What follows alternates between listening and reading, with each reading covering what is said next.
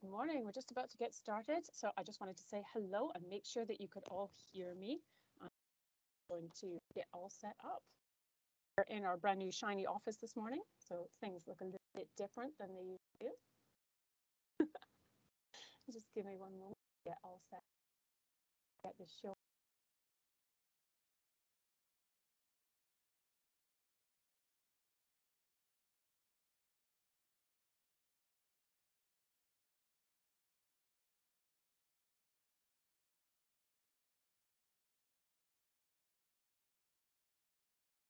Right, there we go. Everyone see that okay? All good, Kat. Excellent. So good morning, everyone. It's nice to see you all again on this lovely Friday morning. I'm so glad you could join us again for our assembly. We've had so many really nice things sent in from schools all over. I don't know how long all of you have been in, but I've been sitting here watching all of the lovely work that's been scrolling across my screen. And I wanted to let you know that that's not even half of what we've been sent in, and there'll be lots more later on in the assembly. So today we have lots of your work. We have some questions for you, and we have the announcement of our quiz winner. So that's something to look forward to too. But first, I wanted to ask you if you remembered how are pine hoverflies and wolves connected? Does anyone remember? I bet a lot of you do. Have a think in your class. Bet someone's shouting out the right answer now. If you can't remember, or you want to know if you're right, I will let you know. The answer is food chains, through what we call a food chain.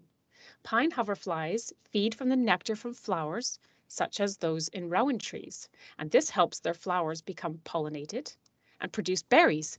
Those berries are eaten by animals like red deer, which in the wild were preyed on by wolves. But food chains and the interaction between species in our planet are not as simple as linear and as this one, like not in a straight line like this one, that they look a little bit more like this. In reality, every single species, including us, is connected to and dependent on all others in one way or another. That's why every single one is important and should be looked after. So like we said on Monday, us humans who are at the very top of the food chain should remember that the responsibility that brings, and we should be stewards or guardians of our beautiful planet without forgetting to enjoy it, experience it, discover it, and be inspired by it. I love the mud in the middle. I'm sure we've all made mud pies at one time or another. That's one of my favorite things. And now, our quiz answers. Thank you so much to everyone who sent in their quiz answers. I hope you had fun with this like we did. And here's the answer so you can see if you were right. Our first question was, how did wolves become extinct in the UK? And the answer is, the answer please is, there we go. Sadly, wolves became extinct in the UK as a result of a combination of things. First of all, habitat loss, as forests were cut down or altered, changed, and being hunted or killed by humans. Our second question is, why does Jill Lewis think books are fierce and dangerous beasts? And I love this answer. It's because they can change the world. They give us information and increase our knowledge. They make us connect with characters we can see and feel the world through their eyes. And they can even empower us to become the change in the world around us. And our last question was, in which way does fair trade help protect habitats like rainforests as well as communities? And the answer is, through helping communities to have a better and more secure income, communities can farm in a forest-friendly way and protect their beautiful home from the threats of deforestation and biodiversity loss. And now the moment you've all been waiting for. The quiz winner of a virtual tour at either the Edinburgh Zoo or the Highland Wildlife Park. Thank you so much to our friends at the Royal Zoological Society of Scotland for not only coming on to our live lesson this month, but providing such a fantastic prize. And the winner is Newport Primary School in Fife, P7 class. Well done. So I hope you enjoy your tour. It's an amazing place, and I'm sure Jasper will be happy to show you all around. You can say hello to the wolves again. And now remember, we asked you to send in some questions that you might have after the workshops. And first we have well, first of all, there were so many interesting questions sent that we would be here a very long time answering every single one. So what we've done is just now we're going to answer the ones that were asked the most often. And in the folder that your teachers have with all the resources for the lessons, we have put a document in that answers all the questions that we just aren't going to have time to get to. So your teachers can get that out for you later on, and you can read all the answers there, and hopefully you'll find yours in there if it's not in here. So first we have questions for Jasper from the Royal Zoological Society of Scotland. And the first question is, what are the names of the wolves in the Highland Wildlife Park? He says we have Jax, Ben, Chauncey, Merrick, and Store. Remember, I think he said that they were all males because they don't have any females left. And what age are the wolves? The oldest is Jax, and he's turning 9 on the 14th of May. So happy birthday, Jax. Most of our other wolves were born in 2018 and 2019. How much do they eat in one day? Wolves tend not to eat every day, but when they do eat, it's roughly 4 kilograms. Now, an exercise for you might be to investigate what else weighs 4 kilograms and see if you can picture that in your head or find something in your school that weighs about that much. And then you can picture how much they eat in one go and see if you could eat that much in one go. It's important for the animal care team to vary their diet, including amounts depending on dietary requirements. So I guess what this means is that sometimes during the month they might eat more than others, or maybe sometimes they're just not as hungry. How many wolves are there in the world currently? This is a good one. There's roughly between 200,000 and 250,000 left. That might sound like a big number, but the world is a big place. And how far can wolves smell? Estimate up to a mile away. So another thing to think about maybe is to look at a map of your community and see how far a mile is. Find something a mile away from your school and just imagine being able to smell it from sitting at your desk. That's amazing. Now we have, how big is the Highland Wildlife Park and how many species do you have? The park is 105 hectares and they have over 60 species. You might want to investigate just how big a hectare is and see how big that would be on a map. How many babies can a mother wolf have? As you can tell, the wolves were a very popular subject for questions. 4 to 6 is an average litter size for a mother wolf. How fast can wolves run? 50 to 60 kilometers an hour, which is about 30 miles an hour. So the speed you would drive down a street with lots of houses on it. That's pretty fast. I don't think I could run that fast.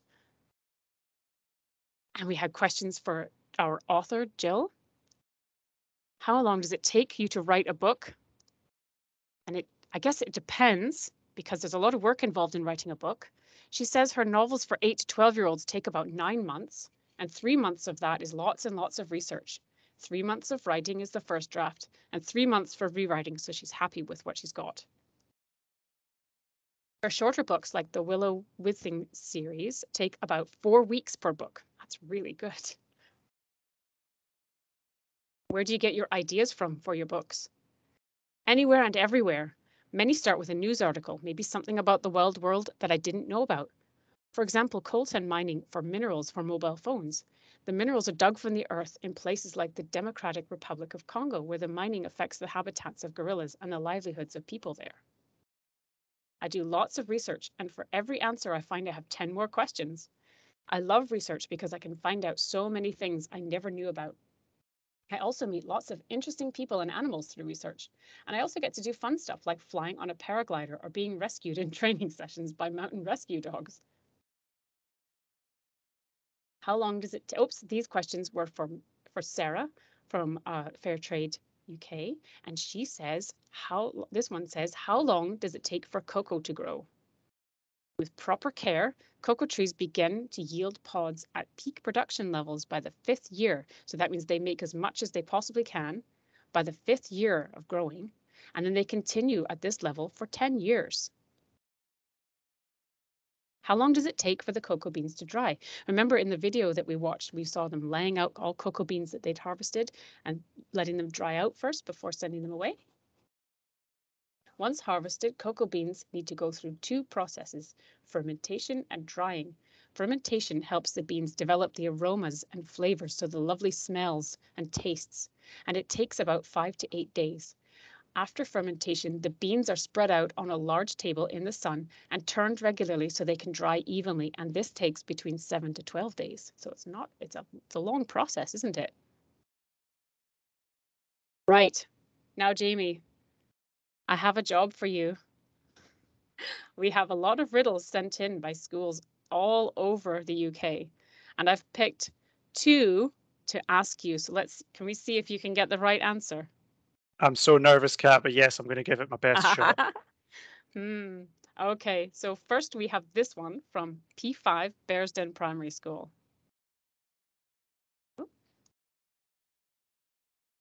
I see my furry friends having a meaty feast. I hear my pack howling to communicate with each other.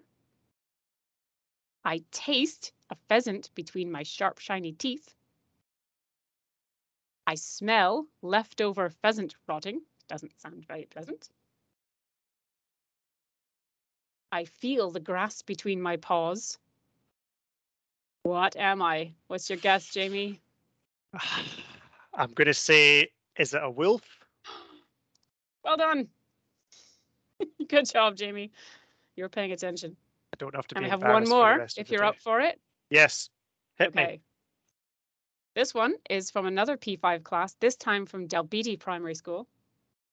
And it starts, I see cold white snow. I hear animals splashing around me in the water. I taste the strong taste of sea water. I smell the cold, dry air. I feel my flippers against the cold rocks. What am I? Oh, these are so good. Aren't they? I think until the very last one where it says, I thought it was going to be a polar bear. But I think this one is a seal or a sea lion. Oh no, somebody said penguin. Oh no, I think they're right. Oh, it's a penguin. That's a good guess though, Jamie, because seals also have flippers. So I'm happy with 1 out of 2. Well done. You remember in our lesson we had 2 prizes to give away. The drum roll, please. Our first prize is the Animal Riddle winner of a set of books from Jill Lewis. These books look amazing, and I can't wait to read them myself. And the school who won that is P5B from Kingsland Primary School in the Scottish Borders, thanks to the riddle sent in by Laura. Well done, Laura. You've won a set of books for your class. And this prize I remember because it just looks delicious. The winner of the Guardian of the Rainforest Discovery Forest of Hope with a mixed case of chocolate surprise eggs from the Fair Trade Foundation, which just looks yummy, yummy, yum, yum. It's not you, Jamie, but it is P67 from Luncarty Primary School in Perth and Kinross, thanks to this entry from Sophie. So well done. And next, we have another selection of all of your lovely work. So if you want to sit tight, I will show you some more of the wonderful things that were sent in throughout the whole week. I can't thank you enough for spending so much time on all of these things. I have just loved looking at them. Kat, maybe it would be good to invite Jill and Sarah in to turn their cameras on to see the work as well. Absolutely, yes, please. If you'd like to, we'd love to say hello to you. Hello. Hello. Yeah, I would just like to say the riddles were incredible. there were so many different animal species from all over the animal kingdom. We had mantis shrimps, we had moles, we had wolves, we had polar bears, we had tiny little insects. It was incredible, and there really weren't any true favourites because each riddle had its own beauty, and all the artwork was fantastic as well. So thank you to all of you who have entered. I was very glad it was you picking the winner, because I couldn't have done it. I was looking at them all, just loving them all, and all the little drawings next to them. So they're just fantastic. Amazing. And we had so many as well. I had a really lovely afternoon yesterday or evening. It took me a few hours, but I just had great fun trying to guess them all. It was amazing. So thank you. Sarah, would you like to say hello as well? Yeah, hi everyone. I just want to echo that as well. The entries that were in were absolutely amazing, and it was an absolute joy to sit and read through them. I was really amazed at how much everyone's pupils really took the information as well. So there was some really brilliant pictures, but a lot of people really remembered a lot of the facts as well. Loads of people remembering that chimpanzees like mangoes, lots of really great facts. So just well done to everyone who joined in and also remembered some of them facts as well. Absolutely brilliant. It was a joy to read through them all. So we'll just show you some more of all the things that we were sent in, and then as soon as we're done this, we can all come back on and say our cheerios and thank yous. Okay, so here we go.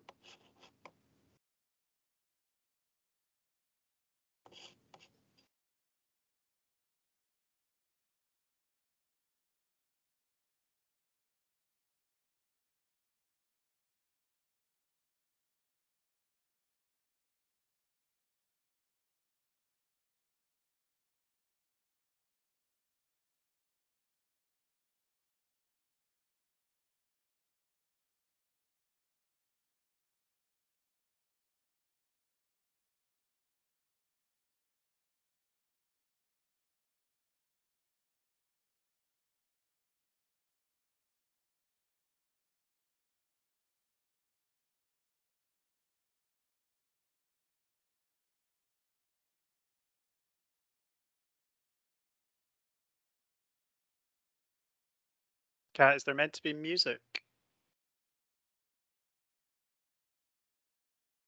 I don't think we hear any sound. Okay, no worries. I can fix that. No worries. I can fix that. Let's do this again, shall we?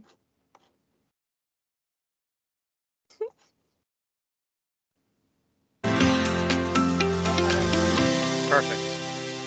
Excellent. I've got to hear the tunes. Absolutely.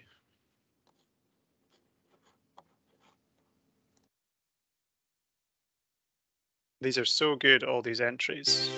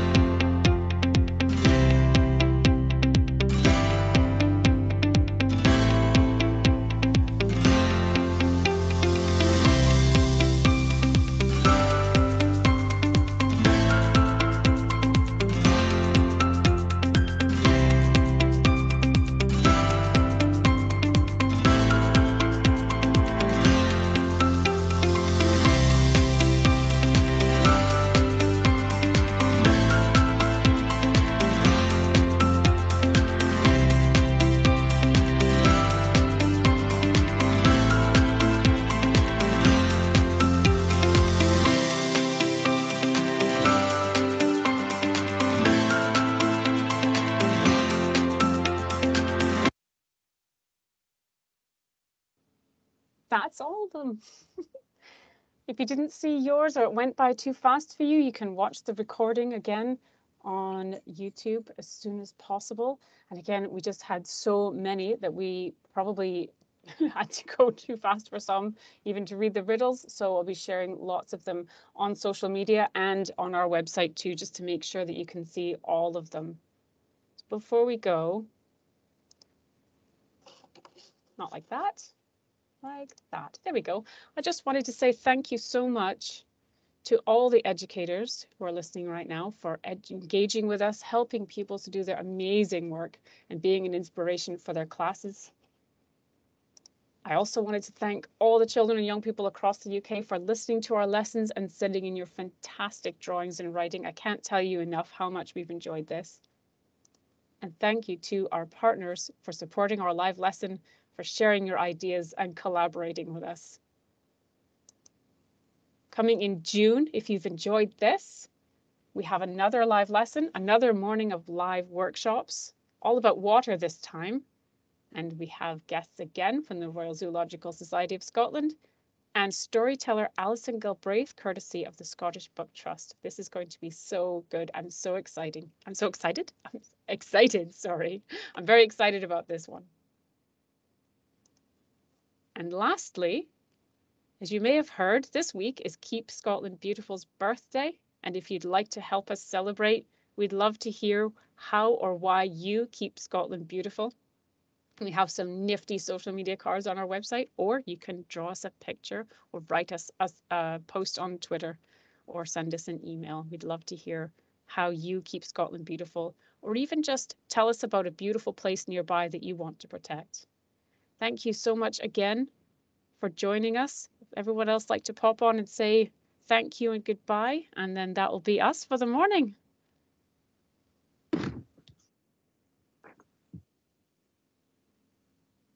Jamie, Sarah, do you want to come and say hello or goodbye? Yeah. I mean? Thank you, Kat. Thanks, everyone. It was such a pleasure doing this.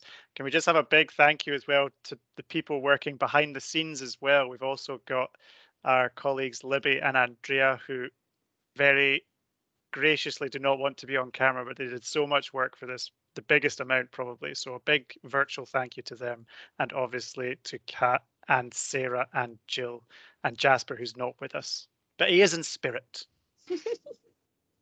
Jasper's okay. He's just unwell, so he's not able to join us today. Thank you so much. I hope we can see you again in June. Have a lovely weekend and keep on keeping Scotland beautiful. Thank you.